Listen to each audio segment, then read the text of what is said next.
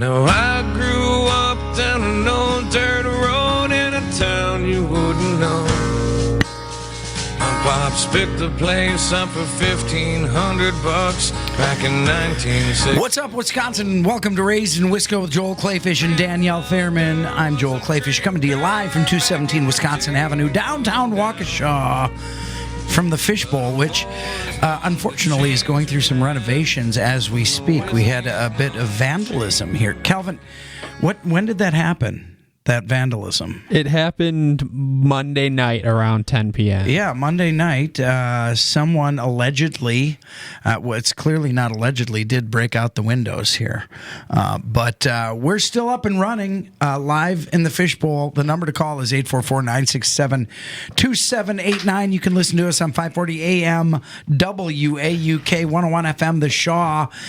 Man, I had a great day today. I started the day out driving to Kaukauna to hunt with my buddy Trent Farrell for the show The Foul Life. You guys know that I co-host that, and I do some cooking segments for Uncle Ted Nugent on the Spirit of the Wild on the Outdoor Channel. So make sure you check that out. Check us out on Spotify, too, if you can't get us in your car or home radio. 540 AM, WAUK, 101 FM, The Shaw. And, of course, we did shoot some geese today, so it was well worth the trip because geese equals food to me. The provider lifestyle from field to table is very important.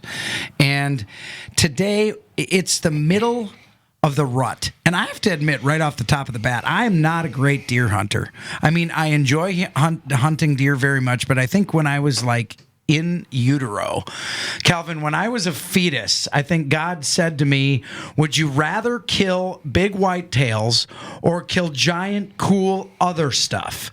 And I think I chose other stuff because I've been around this world and the United States and killed some really cool stuff. And I love eating, exotic game and things like that.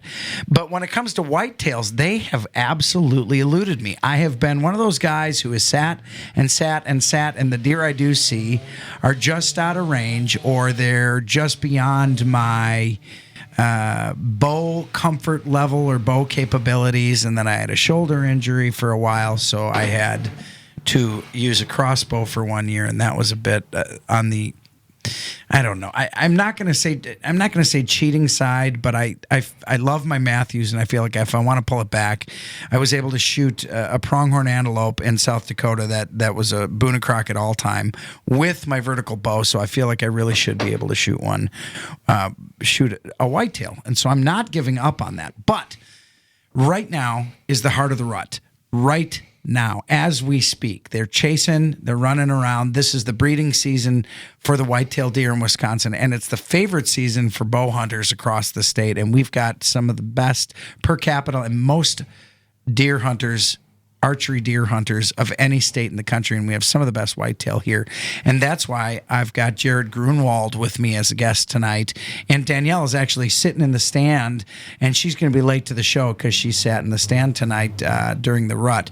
But Jared Grunewald is an expert. He makes part of his living is in the industry of whitetail deer. And Jared, am I crazy to think that, first of all, welcome to the show. It's your first time on WAUK. Thank you. We'll probably have you back at some point. But am I crazy to think that as a hunter, and I consider myself a good hunter, my freezer's full of wild game that I've hunted on my own or with friends, scouted, set up, hunted, and killed the animals, and then I bring them to the table, and I'm actually decent at cooking. That's like really important to me and fun and enjoyable. But am I crazy to think that there's some people who just have it when it comes to deer hunting, and some people who don't?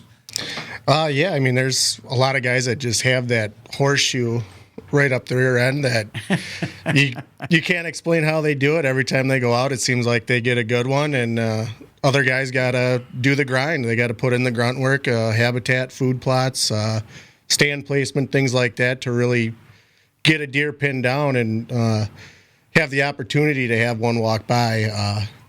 A lot of things go into it is, your bucks in the area. What age class are they? Are they mature enough for you? Are they not? Do you have a good buck that you want to shoot that you know you can kill? Do you plan the win? Do you not? A lot of my business has guys will give me a call after they've had a really tough season or a couple of them not seeing deer and not being able to put one on the ground, and then I'll come in and help do habitat work and do stand setups and where they should hunt with which winds, and basically give them the best opportunity to shoot a mature deer. But I think a lot of guys underestimate what a mature deer is and how much, or I should say lack of respect they get. Because I think when you get to a 4.5-year-old buck, something changes inside of them where they know the game. They know what's coming at them. They smelt the smells. They've seen the stands. They've seen the hunters. These animals live out there 365 days a year, and we're out there. Some guys are setting up the day before they want to hunt. So right there, that would tip off a deer of, hey, something's not right here. This isn't my home anymore. It's like throwing a new couch in their living room. Yep, exactly. Well, all those smells come into play, and I mean, How important? Let's talk about scent for a minute. How important is scent actually? I mean, you've got the guys who will say, "Oh, I sit in my stand and I smoke cigarettes and I still shoot big deer." And I've seen it. I've seen them with pictures, and I know they're 2-pack-a-day smokers. How important is the scent game? I mean, it is. It depends on really what's going on. I mean, mature bucks, your best time to kill them is the rut. That's when they get stupid. They got one thing on their mind, and that's all they care about. And they'll throw bad winds into it and run into smoke, or and a lot of guys just get lucky that way. I know for me, it's never come together like that, of where I could just be extremely sweaty and have a lot of scent coming off me, and I get busted right away before I even know it. Yeah. And that was a lot of reasons why I wasn't seeing the deer. And then other times the buck will be just in such a rut where he's running down that trail right at you, and he doesn't even care what's going on. Right. And he might pick his head up once he crosses your path where you walked in and stop him there, and then he might just turn around. And that happens to a lot of guys. Of the rush of the rut it's there in a minute and it's gone in a minute. You either get that shot opportunity or you don't. It's just off the distance. You overlooked a bush to cut down. How long does the rut really last? I don't know. I noticed this year, I'm an outside-in hunter, so I hunt the edges first. I don't go to my best stands until conditions are right, and I know I have a better opportunity. I lean on trail cameras a lot. I'm always looking for a single doe, hitting a scrape. They're kind of ones that will guide you. But I'm an outside-in guy, and I'll observe and watch what's going on. And when you say outside in, for somebody who doesn't know what that means, you're hunting the edges first. Yes, I'm saving my best spots in the woods because your best sits are going to be your first sits in that stand. Your second sit will be good. Your third sit will be okay. And your fourth sit, by then they've got you figured out on what you're trying to do. Really? So they will shift. You'll sit that first sift, and they'll be there at 10, 15, 20 yards. And you'll be like, oh, they don't smell me. They don't know I'm here. Well, the next time you go into that same spot, they're going to move 5, 10 yards out further. Third time is even further. And by the fourth time, they could be 70 to 100 yards away, knowing that you've been in there and what you're doing, that you're hunting them, essentially. And a mature doe is just as hard to beat as a mature buck. Once she figures you out, she'll tell the neighborhood, hey, I wouldn't go here anymore. Something's going on in our home, and I'm staying away from this area. The way you're describing it right now makes me feel like a person who has not been extremely successful in archery, whitetail deer hunting. Makes me think to myself, I should just give up. How do you ever kill one if that's the case? I picked the right time. I watch those cold fronts that come in. I watch what the deer are doing, and when I think I have a good shot at sneaking in there and be able to put one down is when I'll make my move. I've had a lot of heartbreak in the stand of missing deer, overshooting deer, undershooting deer, even hitting them and wounding them and not retrieving them. That's the worst. And that is the worst. I mean, that's a gut-wrenching feeling knowing you have blood, you have an arrow with blood on it, and you have no deer to recover. That is worse. And Danielle Fairman just joined us. How was your hunt tonight? It was stressful. Why? Because, okay, I have a whole story part about this. All right, we're going to say we got 3 minutes left, so I'm going to go with Jared here for a minute. Hi. But when we come back Nice to from see the ya. break, Nice to meet you. we're going to talk to Danielle about that. But back to what you were saying, Jared. So how important is it then? Because I have already, you're sitting there saying that, and I'm cringing because I've already broken some of those rules. Yeah. I had a good wind, so I went to my best stand, saw a shooter buck, and he did one of those where he's coming to cross, and I'm on the corner of the property line, and he's standing at 10 yards broadside on the neighbor's property, so I'm not going to shoot him there. I'm an ethical hunter. Yep. But I'm waiting for him to cross over onto to my property.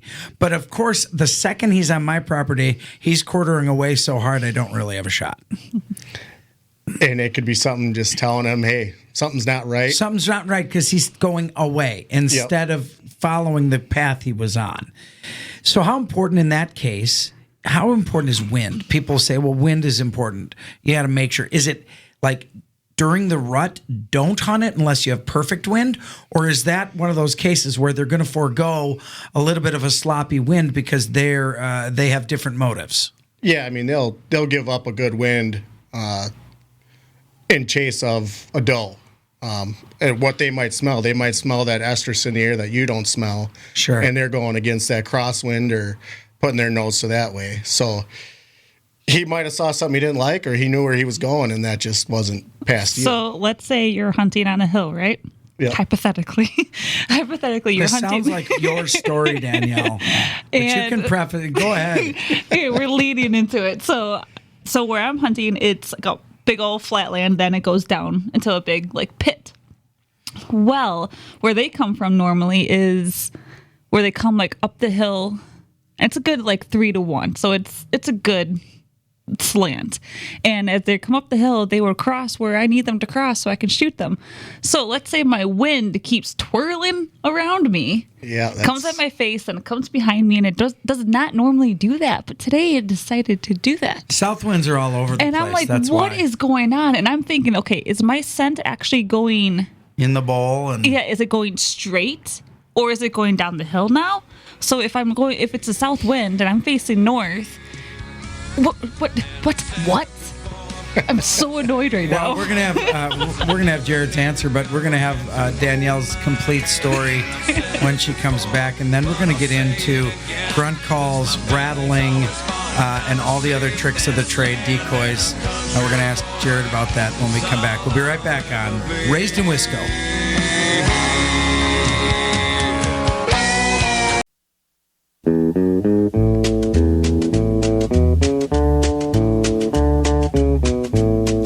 Welcome back to Raised in Wisco with Joel Clayfish and Danielle Fairman. Danielle came right from the deer blind. I came right from the deer blind, and I have to tell you, I was in the blind, and I knew I had to be here on time to launch the show. Thank you. I appreciate that. Well, no problem. But it ended tonight. Legal shooting hours ended at 6:03. So at 6:01, I'm packing up my stuff, making sure I can make a break for it, take the electric bike back to the house and get in the car and get here on time. And I unzip the back corner. I'm zipping up the blind. It's a pod stand. And I go to zip the back corner, and there's my shooter buck walking down the lane. No. Like on the path. If I'd have stayed 2 more minutes. No, you never leave early. Well, I had Even to for get- a show, you speed. That's you exactly go, what I You go told him. 75 instead of 55. Okay, well, Calvin could have held the fort down. Calvin, you could talk fishing, there was right? 2 minutes left. There were 2 minutes left, and so I thought I got to get out of here because I'm kind of psychotic about being on time to things, and I was worried. It's a very and good as trait. it turned out, I was here 20 minutes ahead of time. I could have fully sat there the extra 2 minutes, but it's an 8-pointer outside of the ears. I've never killed one with a vertical, but it was walking right on the path. Would have given me a shot probably in the next minute. Son of a biscuit. And when I cracked that window, so now I'm trying to get an arrow back out of the quiver, back into the bow. And of course, while I did that, he took off. I don't know if he heard me, smelled me, but he was off into the marsh. Heartbreaking. Yes. It's a different type of heartbreak. I was literally sick to my stomach all the way here. But then again, in the bigger grand scheme of things, It's a first world problem, that's for sure.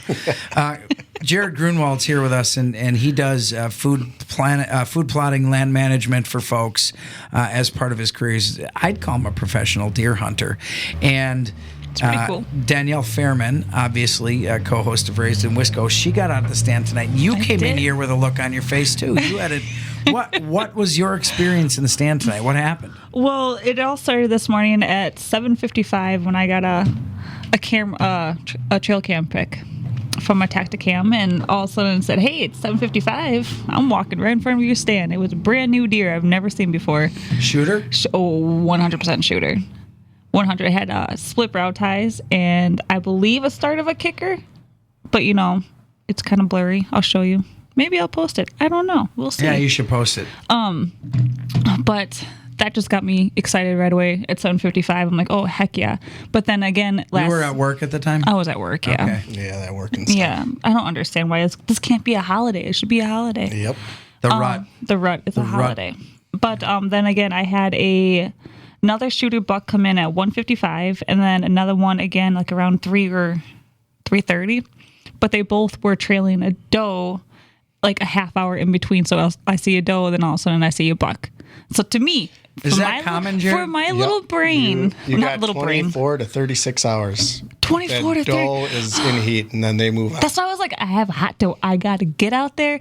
I don't care. The wind was in my favor, but when I actually sat down, the wind was not in my favor. So what time did you get off work and get in the stand? I got off work at 2:30 from Milwaukee, 6 and Wells, and then I did the exact speed limit home. That's a lie. I did the exact speed limit all the way to, it was 45-minute drive, so I got out there like Calvin's around 3:30. even laughing in there on that one. Calvin's like, baloney. The exact. So you get in the stand. I get in the stand, I get out there. What time? I'll say like 3:30. Okay. Like 3:30, and I get up there and knock, and I'm just waiting, and then all of a sudden I get really tired. And then I tried not to take a nap, and I ended up taking a little nap. But nothing went through on my trail camera, so I'm happy about that. You literally had to check and see if you missed a buck while you were sleeping in the stand. Those cameras can miss a lot. And of course, happened, you had your safety harness on in the stand while you were sleeping. I have to. I'm sure. Yeah. Okay. Those are really the best did, naps, though. They are. Really are. They are. Tree I'm stand with naps you. are. I love it. Man, there's nothing better in the world than a turkey blind nap. You fall asleep in the turkey blind and you wake up to that thing hammering your decoy. And you wake up to that, and then you realize that you're lying on top of your gun, and you got to figure out a way to get up and get the gun out from under you to shoot the bird who's attacking your decoy. They are the best naps out in the field. They are. They I'm not going to lie. Why are they so good? It's because you know it's why? Nature. And when you wake up from a nap in your house, it's like you're in a grizzly mood. You feel like absolute More dirt. Tired than you did It's before. the word. Waking up from a nap. Naps are the greatest thing until you wake up from them and you feel like absolute junk. Yep. Because when I wake up in the house, I'm like, oh, I could have done the dishes. I could have done this. I could have done that. I could have done this. But if I wake up out in the field, I'm like, Unless you I'm gonna missed do that giant nothing. buck. Oh, I know. So you wake back up. So I wake back up, and also I see a doe on the bottom of the pit area where I'm hunting, bottom of the hill, and I'm like, oh, sweet. This is going to happen. It's going to happen. Nothing. I hear some ruffling. Of course, it's the squirrels. Okay, whatever. We got that going. And then I just hear just a whole bunch of commotion next to the farm where I am. Just everything possible. I think they started a tornado. I don't know. It was just loud as heck. Sounded like a Ford truck driving through the woods. Like, what are you doing? Are you driving a dozer through the woods? I don't know. But then I couldn't hear nothing. So I'm like, okay, I'm just more alert and everything. And then all of a sudden the wind started changing. I'm like, oh no, the wind's on my face. Do I get down? Then I'm second guessing everything. Do I get down and leave because the wind is changing? But the weather app said it wasn't going to change. It was going to stay the south wind the whole entire time, maybe southeast, which would be fine for me. And then it's just, so how important, Jared, to ease my mind. It's pretty important to pay attention to the wind, and if it shifts, Should I have gotten down? if it shifts or starts to swirl, your best bet is to get down. Really? Yeah, unless I Really? mean, you can get a hard charging buck in after a doe. I mean, right now they should be on to breeding their second doe right now. Second doe. Second doe. Wow. How many doe do they breed? It varies how many doe are in your area. Little Like pimps. you're Jeez. getting new bucks that you haven't had on camera before right now. I'm not expecting that to happen for me on my property until October or November Jeez. 8th or 9th. Okay. 10th is when the Are you second done with wave this will- story, or we got to finish it after the break? I'm right. done. It's That's done. it. It's just So very. you never saw a buck, is the I bottom never line. saw a buck. Well, I did, and I busted him out to get to this radio show because our listeners are so important. We'll be right back on 540 AM WAUK. You're listening to Raised in Wisco with Joel and Danielle. You're mine. I walk the line because you're mine.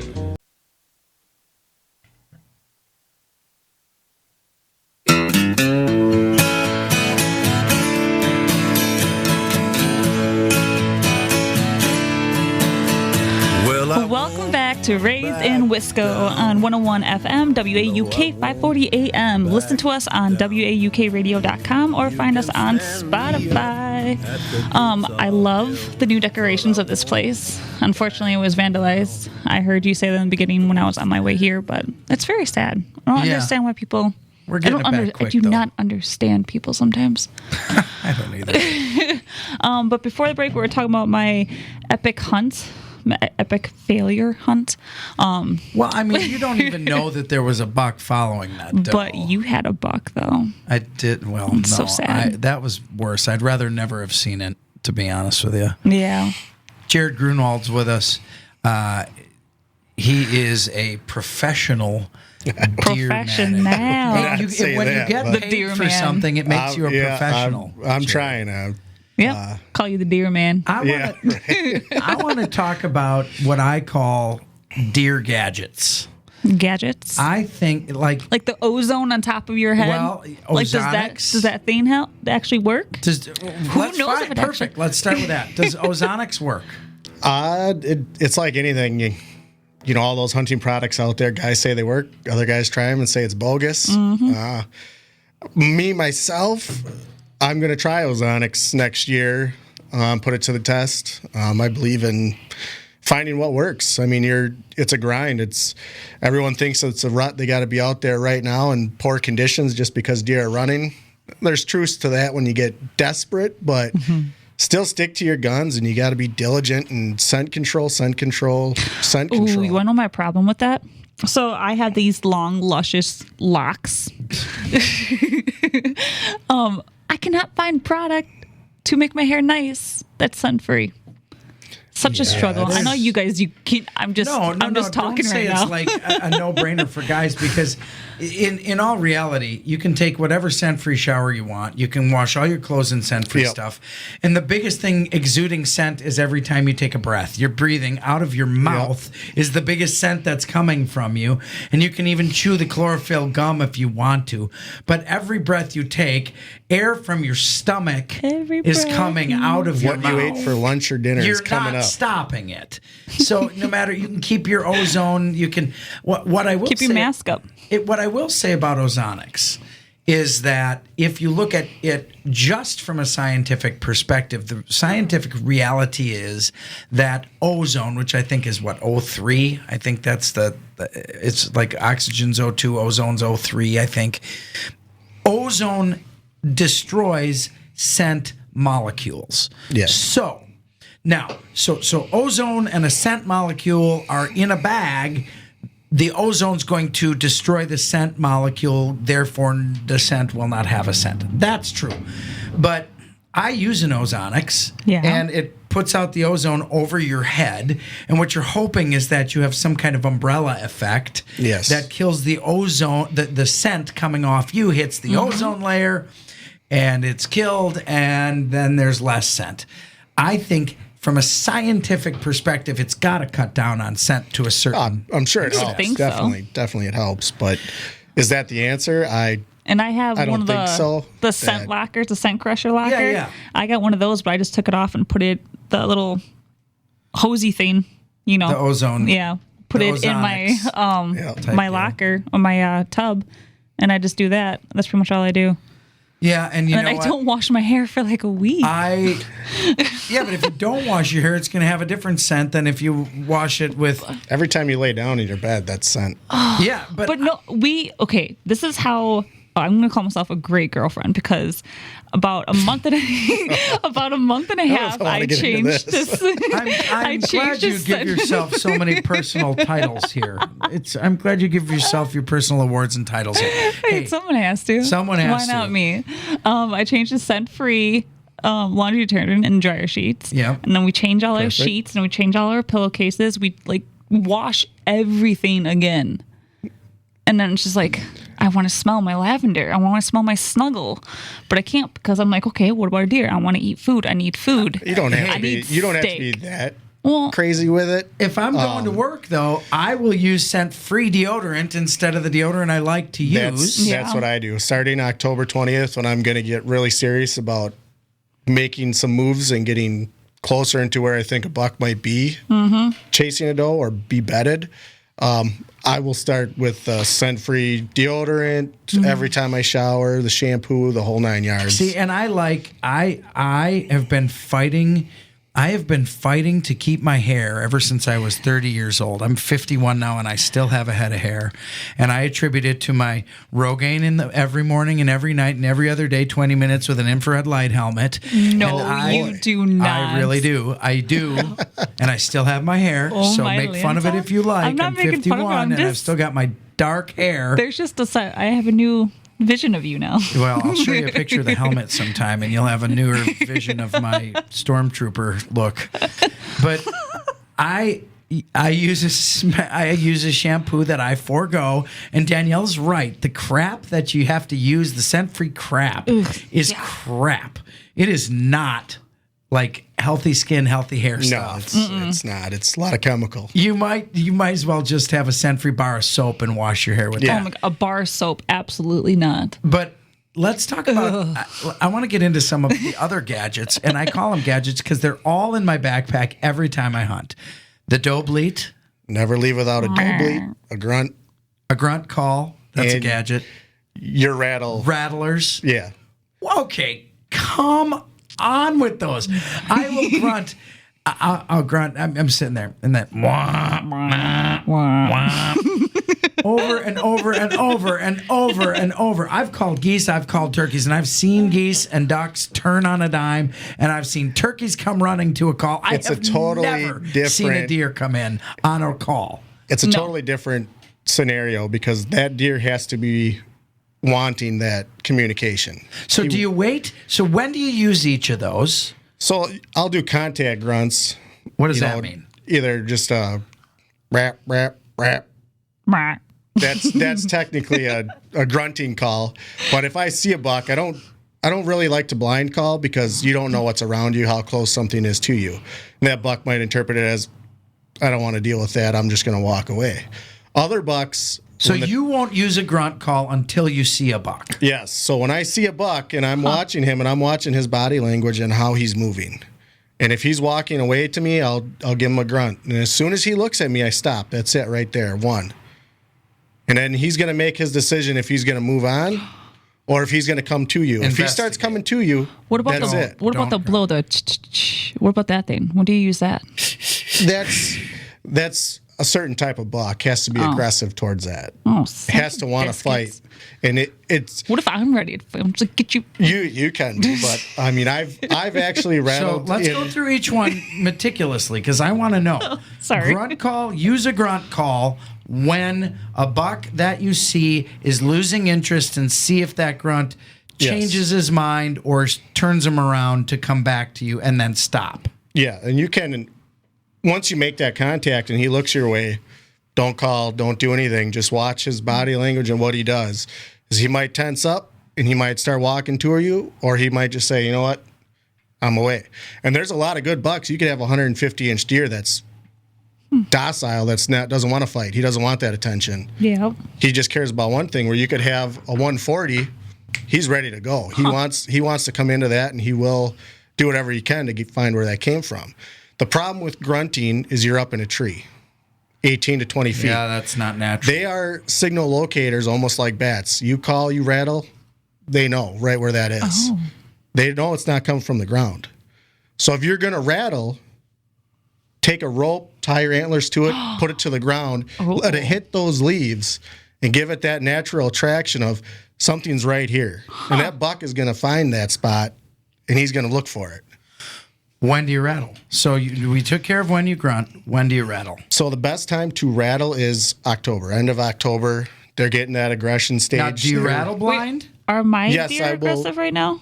Because because you're there, but like Yeah, it varies on what you type, and that's where you grunt and you can figure out. So I watched, this was, I think, Sunday night. You know, it's 70-some degrees, just getting down there, so 65, whatever it would be. I watched my target buck get up out of his bed. He was 200 yards away, and I could see him from where I was at. And he walked another 200 yards north, and he was directly in front of me, and I just grunted and grunted just to get his attention. And he looked my way. I stopped, and I was like, okay, well, we'll see what he does with antlers, because he might need a little bit more convincing than just a grunt. And I knew he couldn't see me or where I was coming from, and it was kind of a hill behind me, a hayfield. Sure. And so I started just rattling, and I'm not banging them together, grinding them, causing a scene. I'm lightly just tickling them. Little big clash here, small clash, trying to figure out what he's wants to do. And this had been a buck that had already been shot once this year. oh, And he's still alive. It's a non-vital shot. Actually, shot by Kyle Schmidt. So you can ask him about it when he comes on. But he wanted nothing to do with it. So it could have been he's won a shot once already, so he doesn't want to fight. He's going to lay low this year. Grunting isn't going to work. Rattling isn't going to work on him. Now, in a week, that might change, and he might come in on a grunt because he knows little bucks are pushing off his does. So he might want to fight then. It all varies on when they want to. But you'll blind rattle, but you won't blindly grunt. Yes, because when I rattle, I'm going slow. I'm soft. I'm not tickling. I'm just tickling them just to see what's going on, because Tickle, tickle. if you have a location where you have that natural sound, bucks do that all the time. They spar, they play with each other. It's not always physical aggression. But what it is when you get to this time of year, the buck hears that and he thinks, okay, is this a real fight?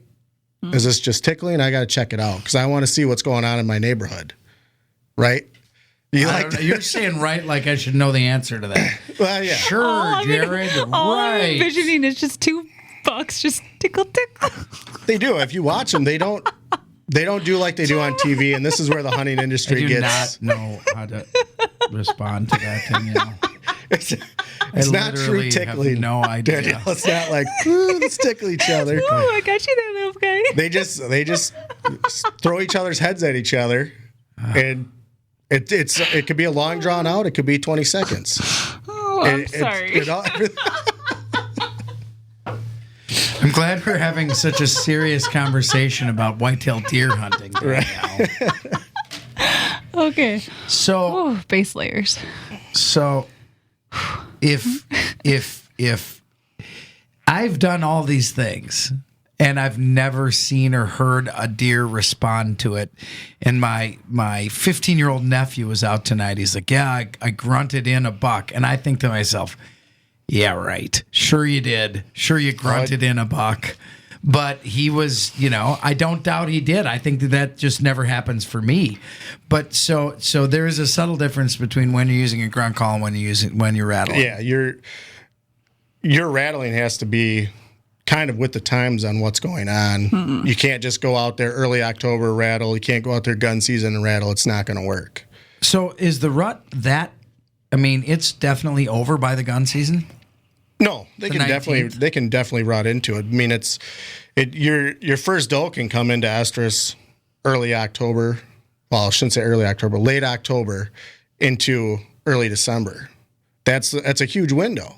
And I think, in my personal opinion, it's age related. It's like an adolescent girl getting her, the first time. No. What? Every girl's what are you different. talking about? Everybody's different, so their body has to be. It's just anatomy. Yeah. So tell me, if you had to look at a calendar as somebody who studies this very carefully, and would you say the real rut is 2 weeks, 3 weeks, a month? It's 3 to 4 weeks. And what calendar period is that? I usually go off of, from what I've seen on camera and seen in the field, it's October, 26th through November 26th is when you're going to have that flurry. And it's not a steady, like, every day it's a flurry. That's why you get bucks that will run. Because it depends which doe is in estrus at that time. Yeah. So your homegrown bucks are going to try to breed his does locally first. And when he thinks they're done, he's going to move on. But they're not all happening day after day, hour after hour. It's a roller coaster. That's why you'll see a flurry of pictures one day, nothing the next, and you'll wonder where they are. And here we are. We've got one segment left coming up, and we're going to talk about we're going to talk about rain, how rain affects the rut, if it does affect the rut, and we'll be right back on 540 AM WEK.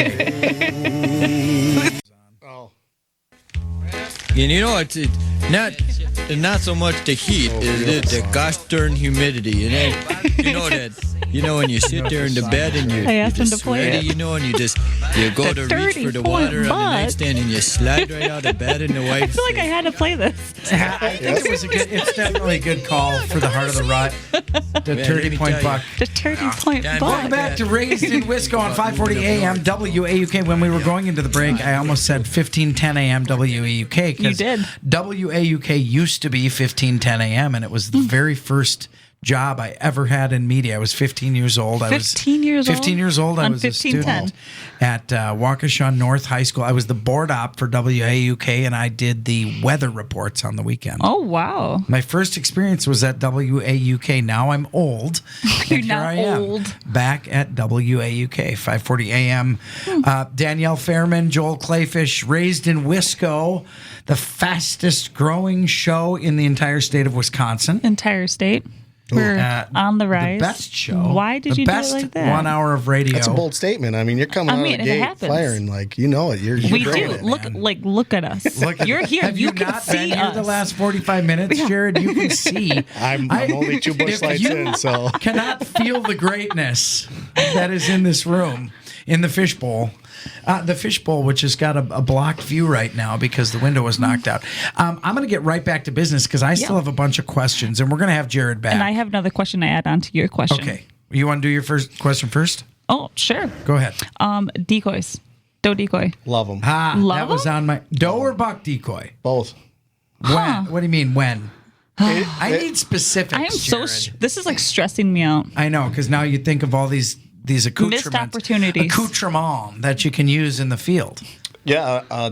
When to use a doe, when to use a buck. If you're using a decoy, you want to put it in a place where a doe isn't going to get interested in it, curious about it, and go up and sniff it and smell it, because she'll blow you up. Ooh. She will blow that decoy up, or you could just shoot the doe. Or you could, but that's not what you're after right now. If you're after a good mature deer, a shooter buck, you're not going to shoot a doe right then and there. I feel like I would not shoot a doe right now. Maybe no. Well, maybe because I only have a couple doe. Eating meat? Deer. I'll tell you this. I was sitting in the stand. I got 3 trail cameras on one food plot in the woods. And I was like, oh, man, I should get a lot of pictures, right? Mm-hmm. I got pictures of the 3 deer that were 20 yards by me. But I saw 16 deer from the stand. And there were does and bucks just chasing each other around. So I know what my doe ratio to buck ratio is. Mm-hmm. Sure. I know there's going to be a lot more competition. So right now, I'm not going to shoot a doe. You're not going to take one out of the competition, right? Yeah, I'm not going to shoot a doe. If it's raining, hunt or no hunt? Hunt. Like tomorrow hunt at 10 during o'clock. the rain. Yes. It'll vary on how hard it is. If it's 30-mile-an-hour winds and it's just a monsoon, don't go. Sleep in, do whatever. I prefer a good wind of 15 to 25, 30 miles an hour. They're not betting down That's a in good that wind? stiff wind. Well, without rain. If there's rain involved and it's coming down, then no, I'll stay out. Because it's too quiet and then But I'm too nervous? Yeah, I mean, they're still moving around. What if it's just a gentle rain or a steady rain? That's a beautiful time to go. What? Just like ducky weather. tickling Is that because it's knocking your scent down? Is that part of it as well? Yeah, I mean, it'll knock your scent down. But, I mean, that's just the deer are going to move. They're hungry. They got to eat. They got to live their life, and they're going to move in whatever weather they feel like. I am learning Just let them so live their much. life. Me too. I've sat on beautiful, gorgeous days where there's 0 wind and seen nothing. And I've sat in 20-mile-an-hour winds where it's a little bit of rain and I've seen more deer than I did on the beautiful day. What about snacks? So if I So, I didn't see that one coming, but What about if I snacks bust for the deer? Because you can't bait in the area we're hunting. But No, if you have a snacks for gun, me. then snacks, yes. But if snacks I'm for me, hunting like, if I all day want- sit, like sour cream and onion chips. If I want sour cream and onion chips or barbecue chips, then if I they're would, going to smell those, aren't they? yeah, I would not. what about a peanut butter and jelly sandwich? I, What if I it's a would, cherry You could do peanut what you butter and want, jelly What sandwich? but about a green apple vape? maybe that might do the trick. I don't know. When I'm in the stand, I chew green apple skull. So just I don't because like green apple. it's a Because it's thing. green It's a mental apple. thing. It's an apple thing. Like, Man, So, okay, we have a few more that we have to get through because the show is going to be over very quick. I'm So, gonna stop talking. no, you don't have to stop talking.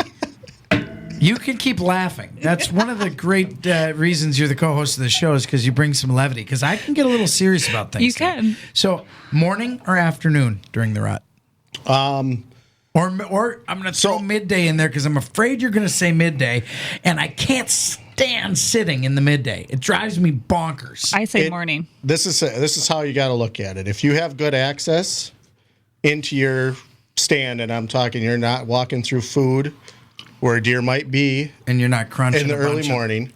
You're not spooking deer going in early morning. Yeah.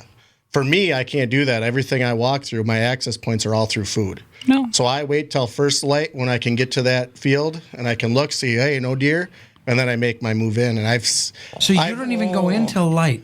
Till gray, it's light yeah, out. they call it gray light. It's that in between where you can still kind Yeah. of see stuff, and I bump way So less you're not deer. walking in the dark. No. I tried it this last time because I had a trail camera in one of my better stands and I had to get that up and running to see what's going on. And I'm like, I'm going to get in there an hour and a half before light and I'm going to show those deer. Yeah. I walked in and I kicked up 5 deer and then did not see anything. Sons of biscuits. So, gosh, this is just more frustrating. I know. I'm so stressed. So Because I struggle to sit in the morning because I feel like that golden hour at the beginning of the day and the golden hour at the end of the day are when you kill everything. But that's my mentality. That's how I think from too. waterfowl hunting and from turkey hunting. that is very true. That is very true. But I'm willing to sacrifice that getting in there an hour before or right at, just being in there For and making shooting noise and for that making kind of noise thing. because I know what I have to walk through. I know what I'm walking into. Your situation might be totally different, and that's what you might have to do. For me, it's not. I go in at gray light.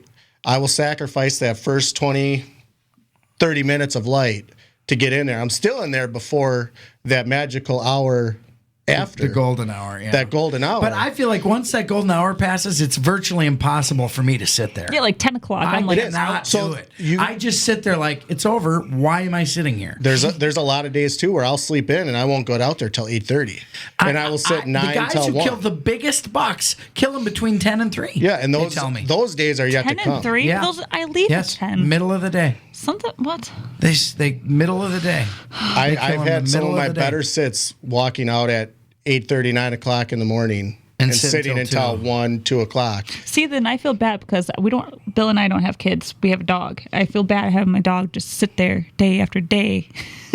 Well, you go to work, don't you? Yeah. Tell your husband to but- watch them. Yeah. Take him to Bill, doggy daycare. You stay home. What do you think I'm my gonna wife go tells hunting. me? You do the dishes. You do the laundry, man. I feel like I have to go home and Okay. take him out. I feel bad, guilty. But yeah, I okay, mean, they're- continue. Like you're if you're gonna sit all day, I obviously will sit in a place in the Yeah, I morning. ain't sitting all day. Look, we got to We're have this so guy done. back. Yeah. We got 10 That's seconds it? left of the That's show. it. That's it. Nikes. That's how fast it goes.